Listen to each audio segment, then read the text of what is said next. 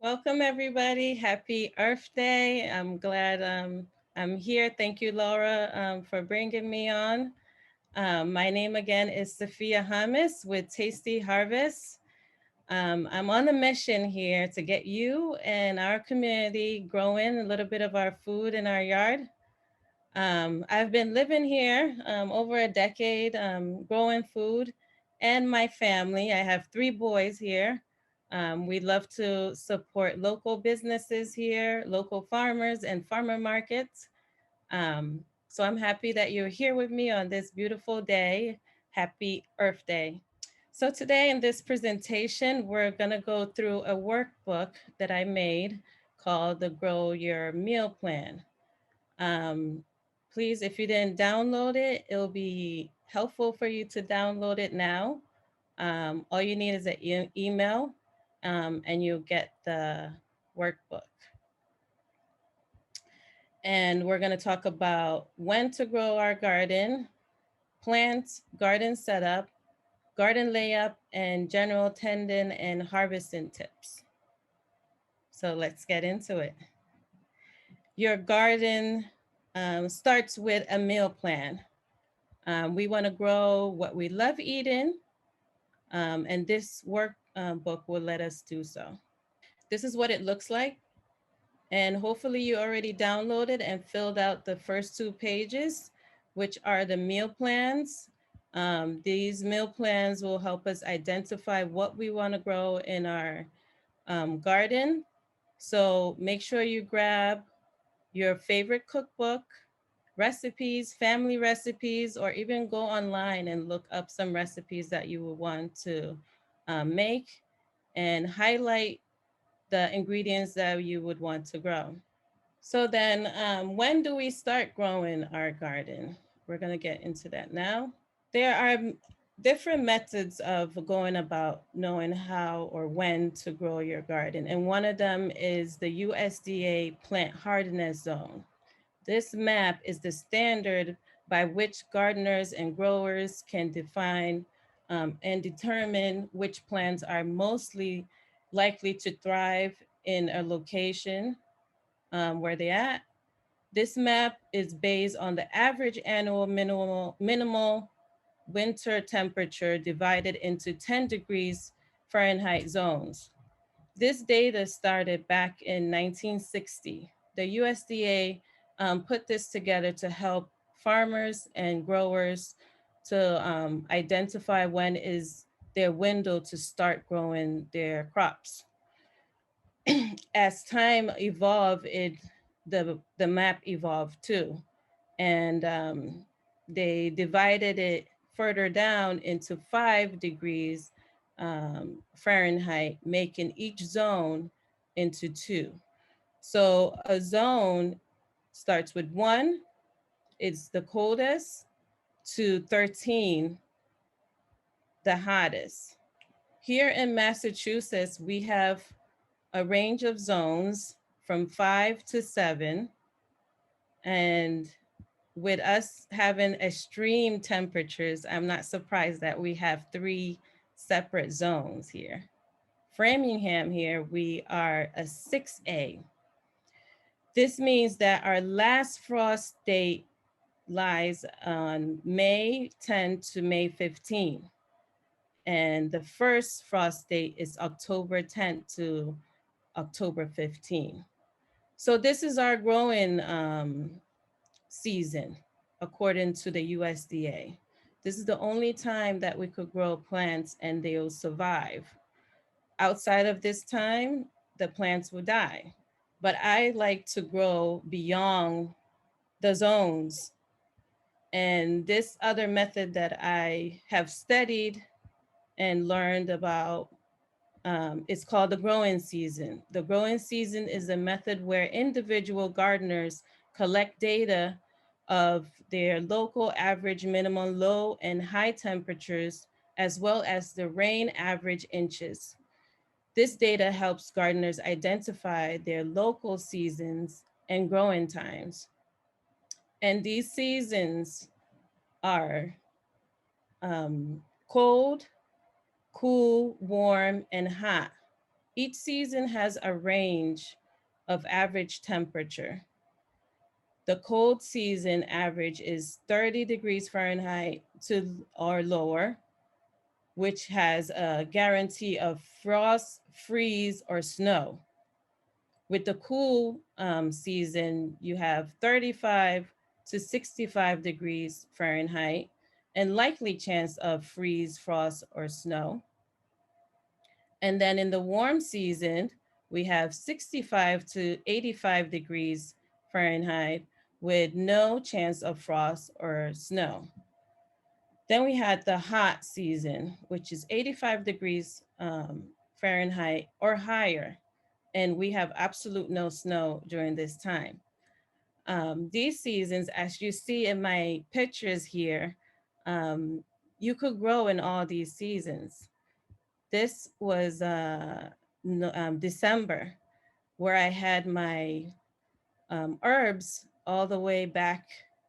I started them back in the spring, and they thrive all the way to December, and I still have them outdoors. The cool season is a great start, whereas our spring here to start some of these cool or cold tolerant plants. And then most of your fruiting plants will do well in the warm season and the hot season. So Framingham has its own set of growing seasons. And I collected some data from last year to create our seasons here. And you will find this in your workbook. I already completed it with all the high and low temperatures of each month and its rain inches, average rain inches for the month and the season that the range falls in. So Framingham growing seasons are cold season, warm season, cool season, and cool season number 2. As you notice, there's no hot season. There's not enough data with temperatures higher than 85 to make it a whole season of hot season here. So our cold season is December, January, February, and parts of March. And we have the cool season, which is our spring, and it starts the later part of March, April, and May. Then we have the warm season, May, June, July, August. This is our summer. And then we have the cool season number 2, which is our fall, September, October, and November. So we have 4 seasons in Framingham to grow. Isn't this amazing that we could grow all year round with this method? And I also have this in your workbook. You could make reference to it for later. Now let's talk about plants. This is actually my garden last year, my COVID garden. So plants have families and different sizes, and this data or information will help us know our placement of the plants in the garden. So we have large, medium, and small, and each size have its requirements that it needs to thrive in a garden. So the large size plant, you need 1 plant to fit in 1 square foot. And it takes 100 days from seed to harvest. It also needs about 8+ hours of sunshine to thrive. Some of these plant families are the Brassicaceae, which are the broccoli family, and kale falls right under that. The Fabaceae are the beans family. Snow peas falls right under that family. The Solanaceae is the tomatoes, and Cucurbitaceae is the cucumber or the squash family. So all these plants, you only need 1 plant to grow in 1 square foot. Then we have the medium. The medium plants, you need 2 to 6 plants to fit into 1 square foot. And it takes 60 to 100 days from seed to harvest. And it needs about 6 to 8 hours of sunshine to thrive. And some of these are the Swiss chard, carrots, thyme, most herbs, sweet potatoes. These are all medium sizes. Then we have the small size plants. And the small size plants, you could fit as many as 6 to 12, sometimes even more, up to 18. And anywhere between 45 to 60 days from seed to harvest. And they need about 4 to 6 hours of sunshine to thrive. And some of these plants are lettuces, flowers like marigolds, arugula from the broccoli family, chives. Chives, you could fit as many as like 20 of them in 1 square foot. And beets, you could fit as many as 12 to 16 of beets in 1 square foot. So since we're already halfway of the cool season in April, I thought we could start planning our warm season. So I put together some of the plants by sizes and their family that you could grow. And you could find this list in your workbook. And I have it here. This is what it would look like in your workbook. So for the summer, your summer garden, you could grow your kale, snow peas, sugar peas, snap peas, eggplants, peppers, tomatoes, some Swiss chard, cilantro, parsley, some sage and rosemary, lettuce, arugula, garlic, spinach, and beets. These are just a few of the things that you could grow in your garden for summer.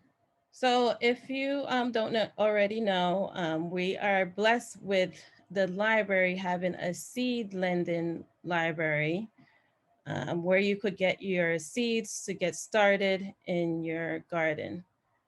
I have been getting seeds from the library, the McAuliffe Library, since it opens. And all these seeds are great to grow here in Framingham because they already have been acclimate to the temperatures here in Framingham. And the catalog for this season, this year, is this. We have arugula, and arugula is great to add to your garden. Is a cut and come again plant, meaning you could harvest as many times during the season as you go, and it's gonna grow back again. Asian greens like bok choy are also a great one. They're cool or cold tolerant crop. You could also harvest as you go, is a cut and come again plant. You could fit anywhere 4 to 6 in 1 square foot. Then we have the beans. Beans are really good to add to the plant, to your garden, because it's a plant that gives out nutrients, nitrogen, which is a very important nutrient and fertilizer that all plants need. So make sure you add a bean plant to your garden.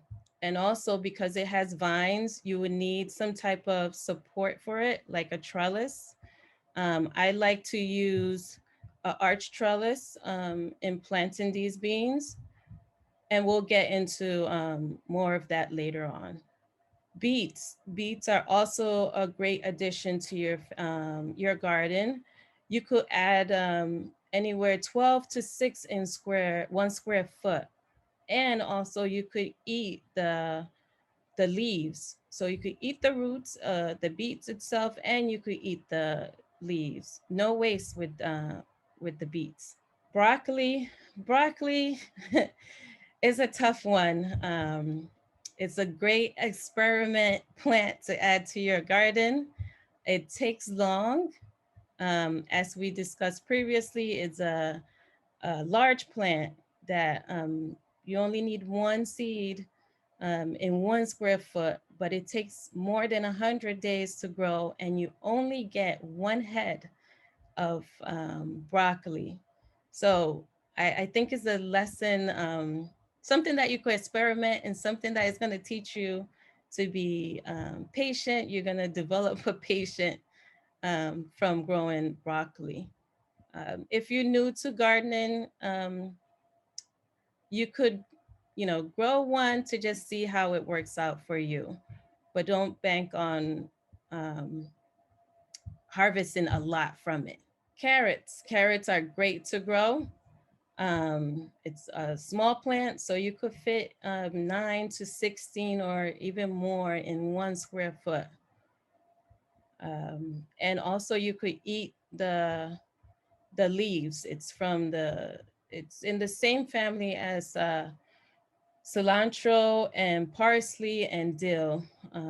If you ever has grown them or bought them in the grocery store, you'll see those leaves look like parsley. So you could use them just as parsley too, and you have no waste um, with the carrots. Cucumbers too are a fun plant to grow in your garden. You also need a trellis for it because it's a vining plant. It will continue to grow vertically as much as it has the right temperature to support it, and a good support for it to continue to grow. It's fun picking the carrots as you at picking the cucumber. You pick one today, in a couple of days you find another one already um, good to harvest again. So that's if you like cucumber, or if you have it on your meal plan, make sure you grow some cucumbers. All herbs are great to add to your garden. They support the plants. They also good with pollinators. They invite the butterflies and bees to come through to help with pollination, pollinating your fruit and plants. So make sure you add all these um, herbs to your garden. The parsley is a cool plant, so you could even start it now outside, as well as cilantro, chives too. Chive is a cut and grow again, is a perennial. It will, if you do not root it out or pick out the whole plant, it will continue to come even if you just leave it throughout the season. And in the cool season, it will continue to grow. Basil is a warm loving plant, so it grows very well in the summer. It doesn't do too well with cold. So make sure you grow them right next to your tomatoes. They love growing right next to them.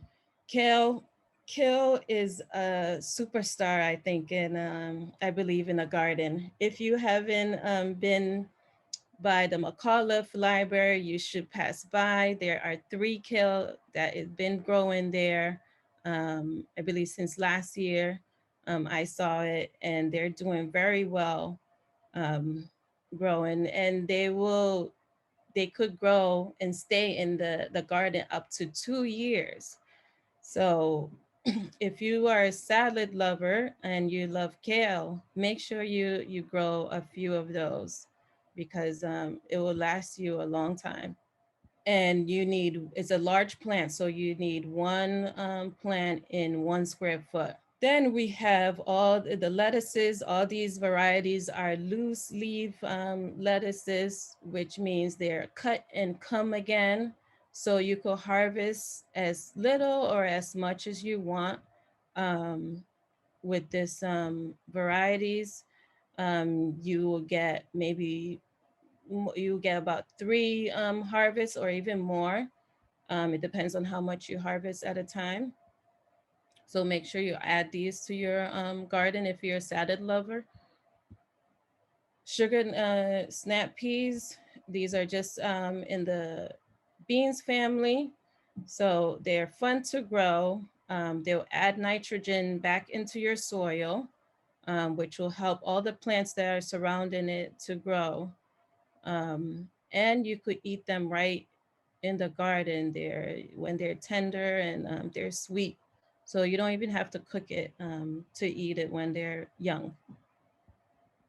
And it's a large plant, so you need one of that plant to grow in 1 square foot. Spinach, this variety actually, I've never grown it, and I was told by Bridget at the library that it's a warm tolerant plant, and I'm so excited to add it to my garden this year.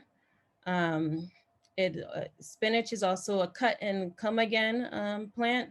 So you get at least about 2 to 3 harvests from it, or maybe more. It depends on how much you harvest from it.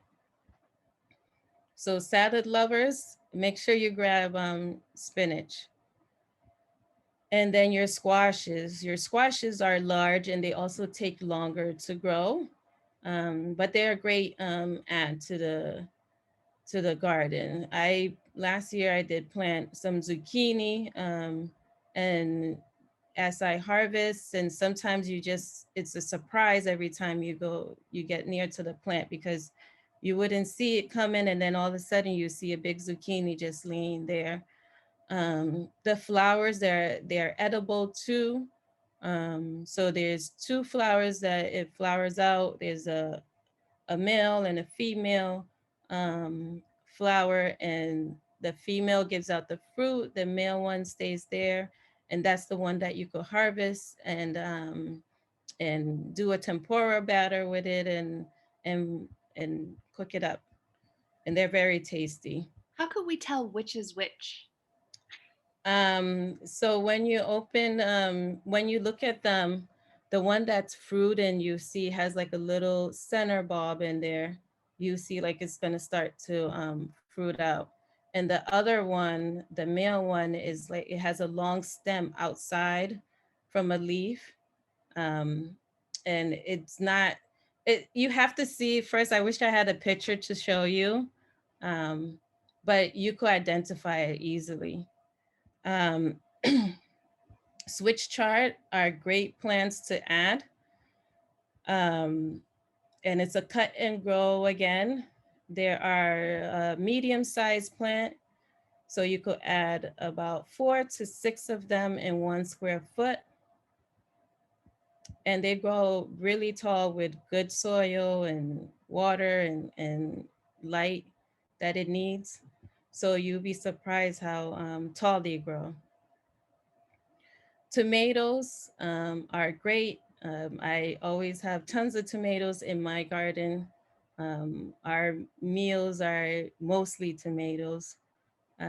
So these tomatoes need a trellis because they're a vining plant, unless it says it's a bush plant, but or a determined plant, meaning that it grows at a certain height. But these varieties are indeterminate, so they'll continue to vine and grow. So with a little bit of support of the trellis, it will continue to grow and fruit for you. If you don't see any of the plants that you were planning to plant or from your meal plan, just reach out to me and then we could identify their sizes and their plant families. In terms of how to pick the best season for each of these plants. Because I know you talked about the seasons and the plants that Yeah. go into it, but what if you have the plant and you don't know what season? All right. So all the cool loving plants are the brassicas, the broccolis. So all these will be okay now. to grow in the cool season, which is the spring. The lettuces are all cool loving plants, except for this spinach. I'm sure will do well in the cool season, but it does very well, I was told, in the warm season. For most of your fruiting plants, they need the warm weather. So you have your tomatoes, your cucumbers, your eggplants, all of those need that warm weather to grow. So anything that's fruiting, know that it does best in the warm weather. There's a few of them that that are okay, like the pumpkins and stuff. They grow all the way into the fall, but they start in the summer. So most of these plants, all fruit, and I'll say most of them would need the warmth. So either you start them indoors to bring them out when the weather is the temperatures are a little bit higher. But anything with leaves, leafy greens will do well in the cool season. And there's exceptions. Like I said, the basil. The basil is a warm loving plant. It doesn't do too well in the cool season. But majority of the herbs would do okay, just like the ones that I showed you. I had sage, thyme, and parsley throughout the winter. And I planted those back in spring 2020, and they're still outside growing. We have somebody wondering about scallions. Scallions are same as chives. So they're cut and come again. Those would do well in the cold season, which is our spring. So you could plant those now. So now that we went through all these plants, you could make your plant list using your meal plan. And I made a sheet for you. This will help you um, when you need to go shopping for your seedlings or get your seeds from the library. And mind you, the library has a little bit of seeds there. They're just there for you to get started, to try. So if you want like more tomatoes or something, you may need to get more seeds somewhere else. They just have a little bit in each package for just for you to try. But also you only need one seed to plant. So you don't need that much seeds. So now that we talked about the seasons, the plants, let's talk about the garden setup. So I like to practice these two garden setups, which are container garden and kitchen garden setup. These are my preferred practice of gardening. So I'll start with the container garden.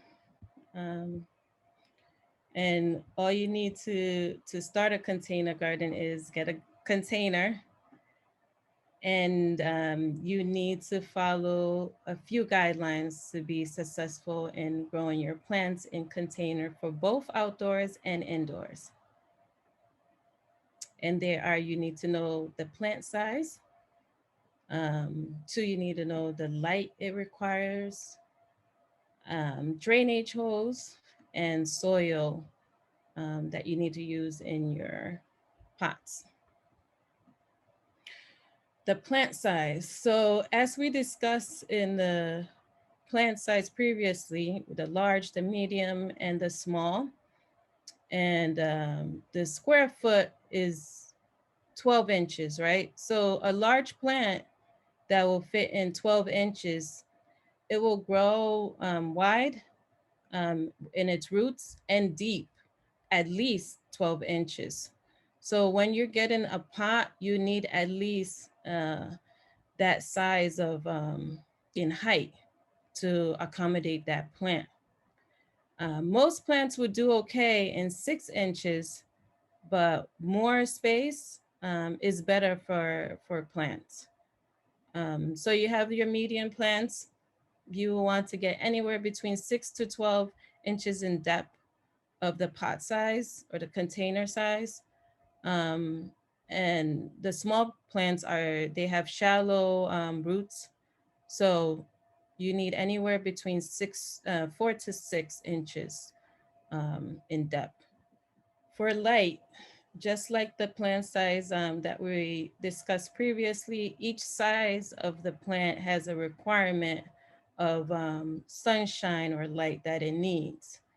So those large plants, they need anywhere between 8 hours or more of sunlight.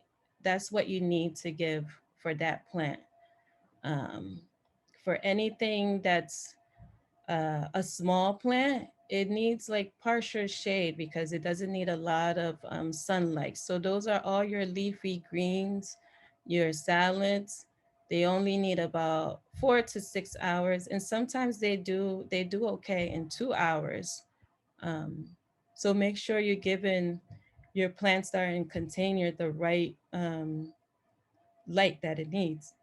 Next is the drainage. This is a very important part of container garden. So we see plants, we always want to water them, but we need that excess water to drain out.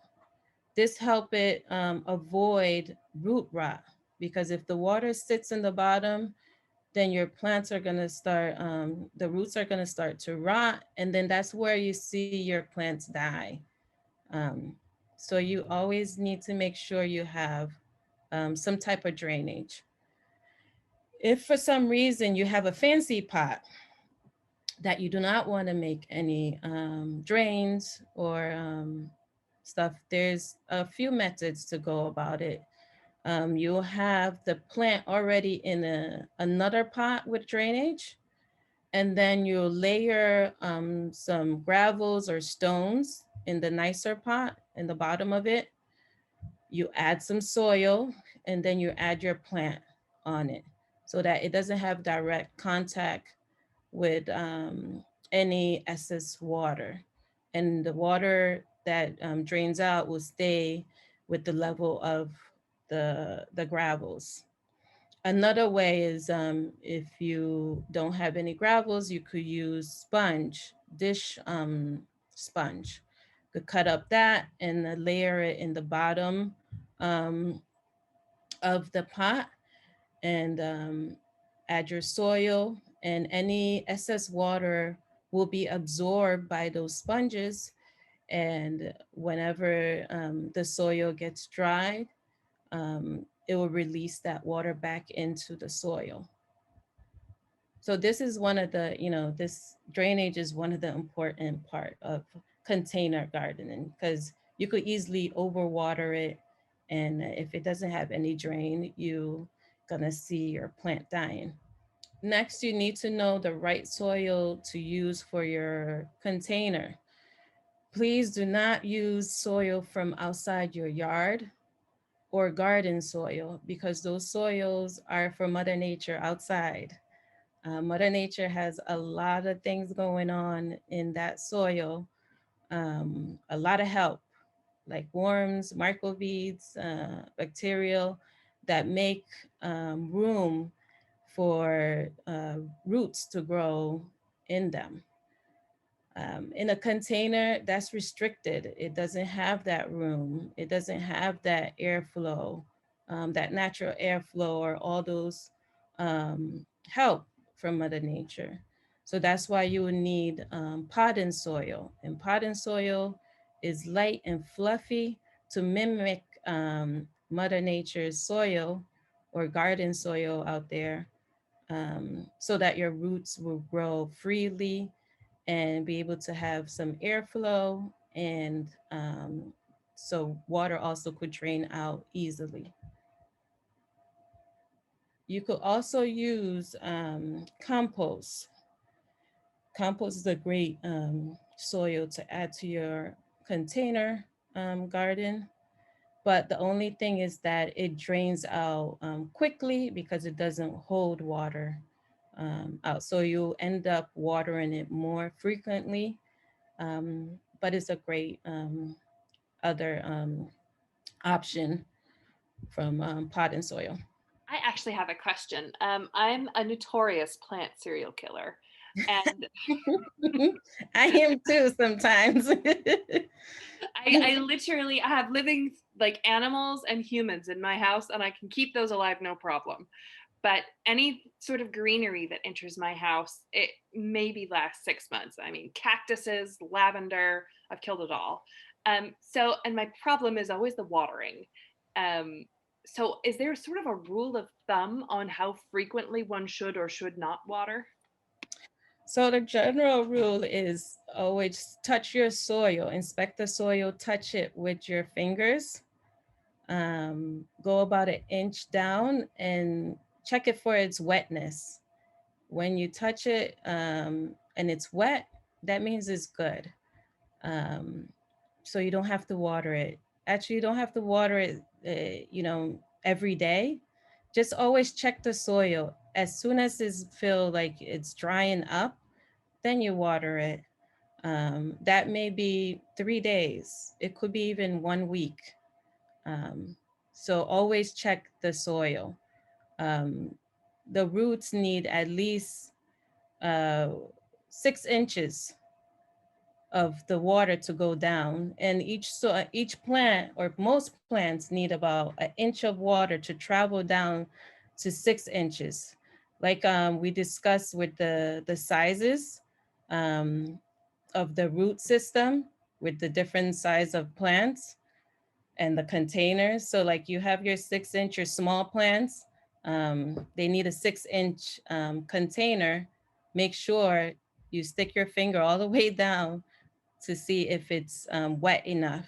If it's not wet, you have to water it.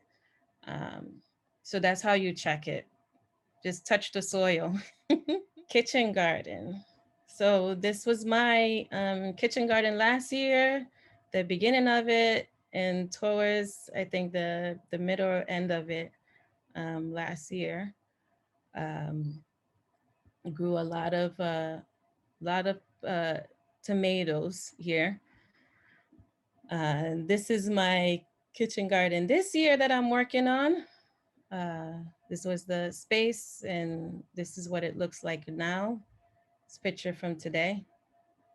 And I'm gonna share with you what you need to structure a kitchen garden. So first you need raised beds, trellis for your vine and plants, a pathway, and some borders. So raised beds could be anything from made out of wood, metal, brick, or stone. This amazing wood raised bed was made by one of my clients. They did a great job with my guidance to build up their raised bed here. This is a metal raised bed, Core 10 by Gardenary. Um, it's a beautiful, it will last a very long time. And these are made out of brick. As you see, they will also last a long time. So you just need any structure that you will want to add to your home and also will go along with the aesthetics of your house um, so that it looks like it's been there for all these times. Next, you need trellis for all your vine implants. So if you're doing any tomatoes, cucumbers, peas, beans, you need a trellis. And we have 3 different trellis. We have the arc. This was from my garden. Um, then you have the panel, which is just like a fence in the garden. It would just could lay your plants right next to it and it will grow up. And then you have the obliques, is more like a pyramid. These are great to put for beans. As you put the bean in the middle is 1 square foot and you train it around, and then you're gonna have your bean pods just sticking all out. Easy access for you to harvest them. Next, you need pathway. A pathway is very important in a garden so that you could get to your plants to maintain them and also harvest. You want to make sure you have enough room for a real wheelbarrow to go through. If you need to amend your soil, or even to harvest all those goodies that you grown. And these pathways can be made out of mulch, some gravels, or wood chips. Um, and this is all, this just depends on your preference. There's no right or wrong way of doing it, or any materials that you feel comfortable in designing your garden. Next, you need a border. If you notice here, there's grass all around, and there's a border, I believe is a metal border here, that will keep the grass from going in or growing into the garden space. And you could use anything like metal borders or edges, plastic ones, bricks. I've used wood to keep out anything that's foreign that you don't want it in your garden. So it's good to have that too. And plus it makes it very nice and neat. The aesthetics look good. And it becomes your little oasis to visit in your yard. So this is what I specialize in doing. I enjoy doing kitchen gardens. If you need any help to set up, please reach out to me. Again, this was my kitchen garden with my friends harvesting I'm so sorry. We do have a last year. question. Sure. How deep should the raised beds be? Okay. So again, we go back to the plant size. It depends on what you want to grow. If you're growing a variety of things, you're growing large, small, and medium plants, I would recommend at least 12 inches, meaning 1 foot height. I prefer to do 2 feet because I have little friends that like to come and visit. Some groundhogs and stuff. They won't be able to get that high to get to my plants. And also it saves my back from it going too low. So it's your preference, but if you're growing, I say at least 1 foot, so 12 inches high. When you're filling it with dirt, can it be like outdoor dirt from your backyard? Is there enough space for worms to go through, or should it also be potting soil? For raised beds, you need garden soil, not potting soil. So you introduce some new soil. With me, with Tasty, I have a recipe that I use for my clients, a blend that I order from the soy yard to make up for that. And I do not put any fillers. I know there's a lot of information out there on Google or YouTube that you could add like um, uh, some wood and stuff in the bottom. Please don't do that, because what will happen is for those stuff to break down, it's gonna need some nutrients, some energy. So then you're gonna have your plants competing with that to break down, and then you're gonna deprive your plants of some energy, or mostly the nitrogen. So make sure when you're filling up your garden beds, you fill it up with like good soil all the way up. If you have a garden bed that's higher than 2 feet, almost 3 feet, then yes, you could add like big logs of wood in the bottom. But anything from 2 feet and below, don't add that. Because with 3 feet, the large plants only need about a foot of height to go down, or depth to go down in root.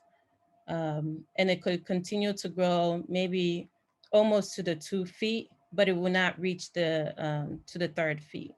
So that's why it's okay to add those logs and stuff. Should you do something to the ground before you put the soil in the raised bed? Yes, so I have a whole step-by-step to go through to design your garden. You need more information about that, you could reach out to me. Just always, clear out the space before that. You put your raised beds. We have someone wondering about any recommendations on getting free wood chips in the area nearby. She's heard about some tree removal services offering free wood chip dumps. That's very true. I have used them. They're called Chip Drop. Actually, they have an app. You could log into them, into their website and make an account. And whenever they have any wood chips, they'll give you a call and come and dump it in your yard. You have to be careful though, because they will dump it anywhere. So make sure you're home. I've used them. They call me. I make sure I wrote in the notes to call me before they come out, but not all of them do. They also have logs or rounds, they call it. They could drop those off too. But yes, it's true. It's free. You do not have to pay anything. They, because you are actually giving them a break, they also would have to pay a fee to dump them in a yard, in the, what do you call it? The load-in yard. So they rather do it with you because it's free for them and free for you. So again, it's called Chip Drop, CIHPDROP. All right, so let's get into the garden layout. So the garden layout is also the map. So here I have an example of my garden layout of a 4x4, so 4 feet by 4 feet. Can anybody guess how many plants are in this space? So this method is called intensive planting, where you mix a lot of different sizes to maximize your yield and maximize your growing space. So in this space, I have 88 plants, 4x4, that's 16 square foot. So remember, we learned about the size of plants and how many fit in each square foot. And this is what it is. This is what your garden would look like. I like to put the large ones in the middle, then the medium ones to the edges here, and then the small ones to the sides. The reason is the large ones will grow up higher. And remember, the small plants only need between 4 to 6 hours of sunlight. They could even do with less. The absolute minimum is 2 hours. So the larger plants will shade it out. The medium ones to the edges, they need about 6 hours of sunlight. So they will be fine in the corner with a little bit of shade from the taller plants. As you see, those pastel colors here are pollinator flowers. Always add those. Your marigolds, nasturtiums, zinnias, it's good to add them in your garden, especially when you have fruit and plants. This will help them pollinate your flowers for the fruits. They'll invite all the bees, the butterflies, and every insect that helps in binding for the fruit and plants, as well as they'll repel any pests that will come harming or come and feast on your garden. I have here a template that you could use to create your own layout or map.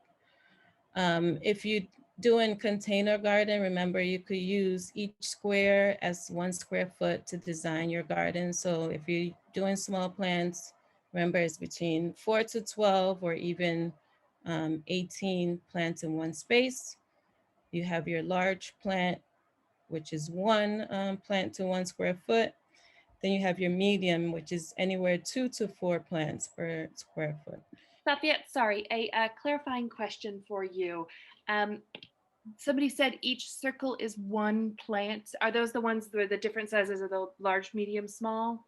Yes. So these are the large plants. In the middle, the 4 big ones are the large plants. So you have tomatoes here, or cucumbers, or a mixture of them, or peas and tomatoes. These edges could be switch chard here. Um, and then you have your small plants. It could be some lettuces.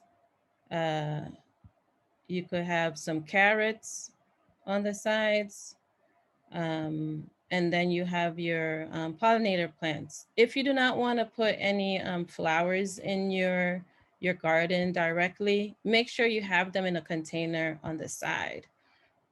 It's very important to put pollinators. And I think the library may have seeds for that coming soon.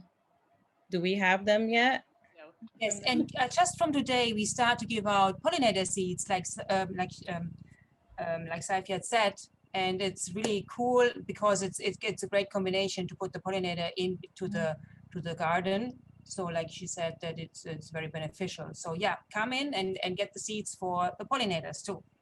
Sorry, so I just want to make sure I'm understanding, and then I also have a question. So for these, the big circles in the middle, there's one plant in each, and then the medium circles on the corners, there's 4 to 6 plants in each of those circles. Is that correct?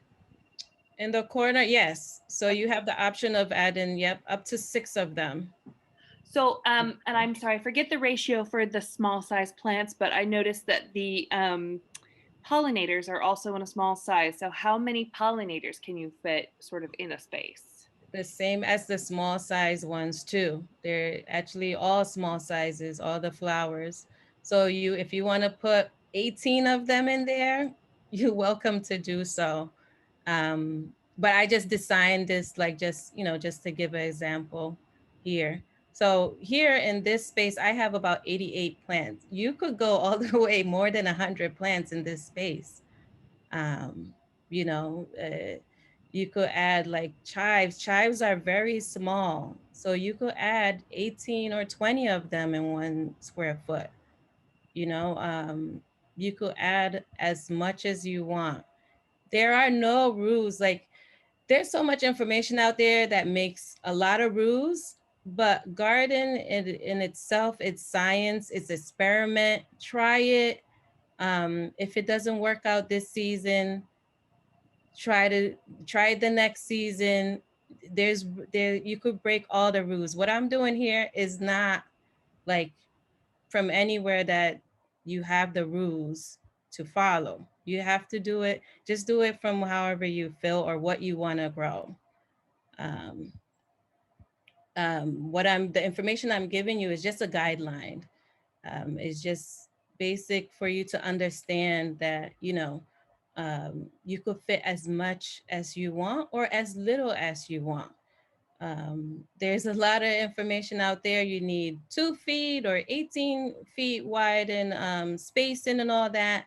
I do not follow that. I never did, to be honest. And what I told my friends previously, even before getting into gardening and learning much more, I used to just throw the seeds in the yard in my garden space, cover them with soil, and whatever grew will grow.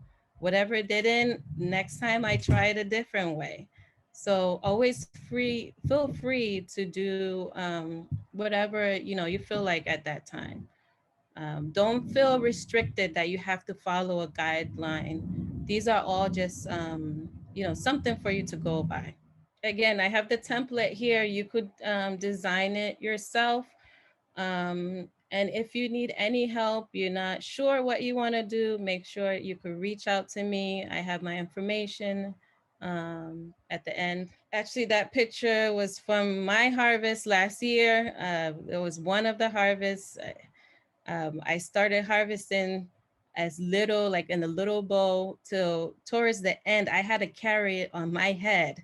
If you follow me on Instagram, you may have seen a picture of that. But we had to keep on harvesting a lot. I kept on inviting friends over to harvest some of the plants. And these are from the garden last year. Tendon, one thing that I'll say to everyone, touch your plants. Just touch them. They love to be touched. Sing to them. I sang along so many love songs last year. And what ended up happening every time I cut a tomato, I had heart shapes. I was surprised. Like it was crazy. The energy that you give out is the energy that you're going to have from these plants because they're alive. They're alive just like us. Um, so touch them, talk to them. Um, it's therapeutical, you know. If you're upset, come in there. It's a space for you to be free. You need to cry, cry there in your garden. You need to enjoy and sing in your garden. Um, I know I've done all of the above. And these are my boys. They enjoy to come in the garden to help touch, feel, to see what's going on in there. Um, and it's good for the mental health. So that's one thing about tendon. Always touch your plants, sing to them. So another some tips that are more serious to garden is feed your plants. You need to feed them plant food. Plant food meaning nitrogen, potassium, and phosphorus. Nitrogen, you need it because it helps your plants grow and give it the green color that it needs. So it's going to help it grow all the leaves that it needs and give it the green color that it needs. Potassium is going to help the stem to grow stronger. So you need that. You need a strong stem for the plant to be able to hold itself. And then phosphorus does everything else from the roots to growing seeds to growing the fruits. That all comes from the nutrients phosphorus. And you're going to get all this three from compost, fertilizers like earthworm casting, kelp meal, seedweed meal.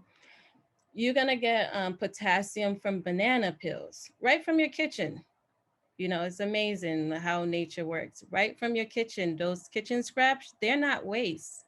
You could add those directly to the garden. You could bury it right next to it. Um, you could also make your own compost, you know. You could get bone meal, mushroom compost. There's so much natural stuff that you do in the garden. For me, I use as much natural stuff right from the kitchen, recycle it back into the garden. Eggshells, that will give it some calcium, you know. So use everything from your kitchen. Support your plants. We talked about trellis. I love trellising. So train your plants. And by training them, you lie your tomato plant right next to the trellis on top of it or weave it in. You could even, there's so many different methods of, you could weave it on another plant that is taller. Um, you could use strings, a stick. There's so many ways of trellis and training them. Healing is when you mountain up a process of just pulling up soil around the stalk of plants. And this technique is mostly used with potato plants, which will give it a lot of room to grow because potatoes like to grow in the dark. It doesn't like sunlight. the leaves, the stem or the plant does like the sunlight, but the roots itself, it has to grow in the dark. Any exposure to light is not going to grow well, or it's going to have no skin. And you don't want that. So for rooting plants, especially potatoes, heal it up. And I wouldn't plant it like in a whole garden, like the garden map that I showed you. I will plant potatoes like in a grow bag or in ground somewhere that I cleared out and made space for it. But I wouldn't add it to like a mixture of a garden layout. Um, so the healing encourage it to continue to produce its roots, which are the potatoes. So the more soil that you add to the top or to the base of the plant stem, the more roots you're gonna get. Um, so that's a good technique for that. Pruning, you need to prune your plants to support them. So like tomatoes, as they grow, as the plant grow higher, 1 foot, get into 2 feet, the stems out, the leaves that are coming out, you need to prune them so that the plants take the energy that it was given out to those other leaves into the stalk of the stem to grow up and give you more vinings and give you more fruits. So you need to prune it as they get taller. This technique is done to some plants, but not most of them. Do not go and prune all your plants for support. This technique is mostly with tomatoes. To protect and defend your plants, like I said, I had little visitors that came and also got their own, harvest their own from my plants, groundhogs. Framingham here, we have a bunch of them. We have a lot of wildlife around here, and deer.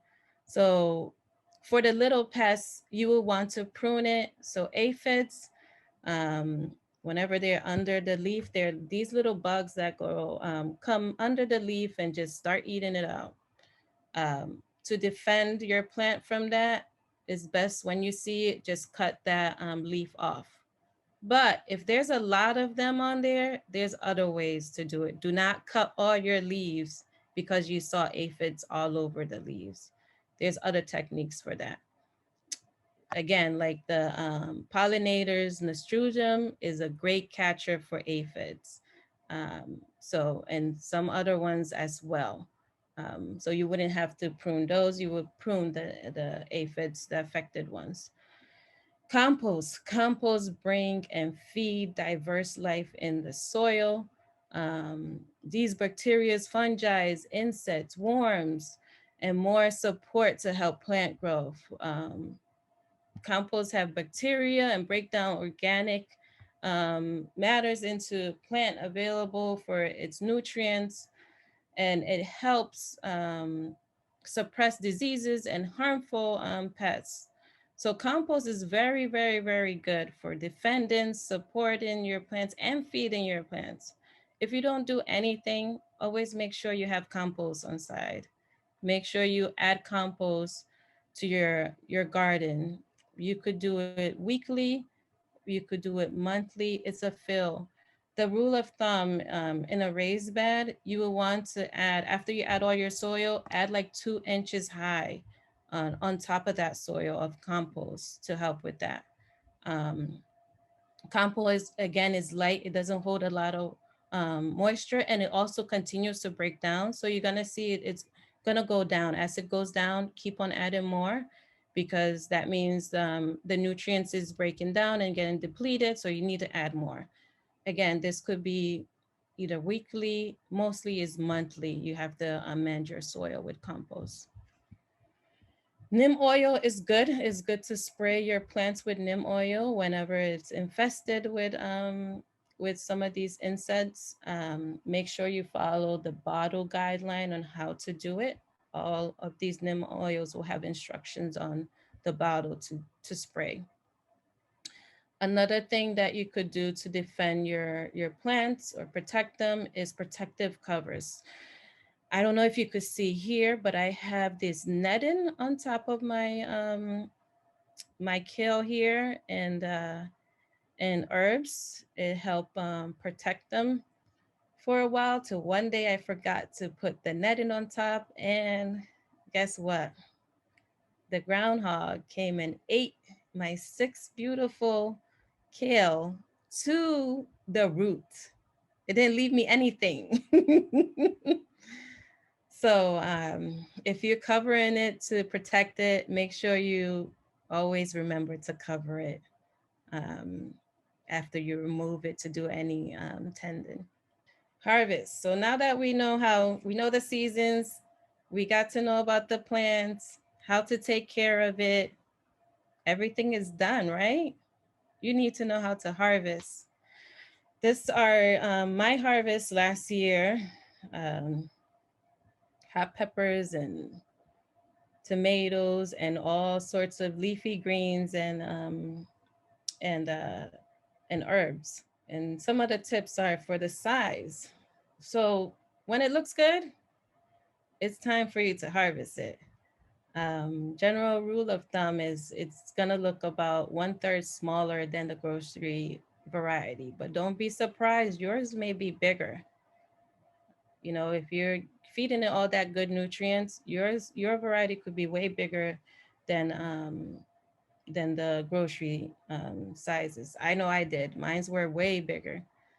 The timing, it depends on what you dedicate your garden to be. If you want it to be pick as you go or and cook, um, or you're doing a storage or storing garden, meaning you want to do like canning and stuff, you wait till like the end of the season to do a big harvest garden party. So timing, it all depends on your preference. um, how do you harvest? These are just general ways of harvesting these different type of plants. So the leafy greens or loose leaves, you want to cut outside and the bottom of the leaf. So when they grow out like that, you want to cut the edge those out. The one in the middle are tender, but you don't want to cut. You could cut those if you want tender leaves, but know that you're going to stunt the growth. It's not going to continue to grow as it was. Or if you're done with that plant, just pull the whole plant out. For fruiting plants, you always want to use clean pruners or scissors to cut out your fruit from the stem. And then your herbs are just like your leafy greens. You always want to cut outer and lower of that plant. Um, the middle, again, when you cut in the middle, is going to stunt the growth and slow it down a little bit. Now all there's left to do is just enjoy that harvest. You know, get your meal plan, cook up your favorite meals that you started off with. Be creative with the kitchen, in the kitchen. Look up some recipes, Google them, share this bounty harvest with your friends, neighbors, and family. Um, and enjoy the garden. The garden is a peaceful place, a place that is very beneficial for your health in multiple ways that you'll be surprised in, from therapy, from your mental health, from exercise. A garden could give you all that. So make sure you start your garden and enjoy all the benefits of it. I have a plant tracker sheet here to help you track all the plants and seeds that you'll be growing. This is just data for you to collect to help you be successful for the next season. So that you know, okay, you know, I got this seed from the library, this variety. I started it from seed, what date, when it germinated, you know, if it took 10 days or it took 5 days, when you transplant it outside or into your container, and how much harvest you got from it, you know. This will help you decide for the next season. Do I want that variety or not? Um, and then I have notes for you to just write out any thoughts you had from the garden, how it made you feel, any wins or losses. The garden is one place that you're gonna experience a lot of failure, but at the end you're gonna succeed, because succeeding is always a pile of failure. You have to try. There is no way that you're just gonna start and get all your plants germinated and doing well. That's why gardeners love to garden, because it gives us a challenge. Every season is different. It's like you starting brand new. Last year you did a tomato. That doesn't mean that this variety this year is gonna come out the same way. But if you keep notes, you will understand how your environment, your area, your backyard work with these plants. Because I could plant a tomato in my backyard, that variety may not grow in your backyard because you may not be getting the same sunlight. The direction of your garden may not be the same as my garden. So don't look at somebody's success in their garden and compare it to yours. Always go back to your notes and document what you see, what you feel, and what was your success and what you want to work on. If you fail on it, try again next year or next season. You may find a different way of growing that plant. Again, this is my contact. I am Safiyat Hamis with Tasty Harvest. I specialize in kitchen garden, installing, planning, designing, installing, and maintaining your garden, as well as coaching. If you need to grow your garden skills, reach out to me. Um, my information is here. You can follow me on Instagram and Facebook for more education on gardening. Thank you again for having me here, and happy Earth Day. I hope you learned a lot today and make you want to go out and garden tomorrow. Any Thank you so questions? much. We do have a few recommendation requests, but I'd love to know, just out of curiosity, if you were on a cooking show and the challenge was to make your signature dish from your garden, what would you make? One dish would be for my heritage, my African ancestry type of meal is jollof rice.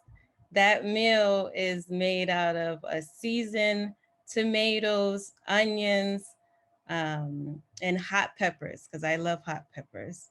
And rice is actually like paella rice.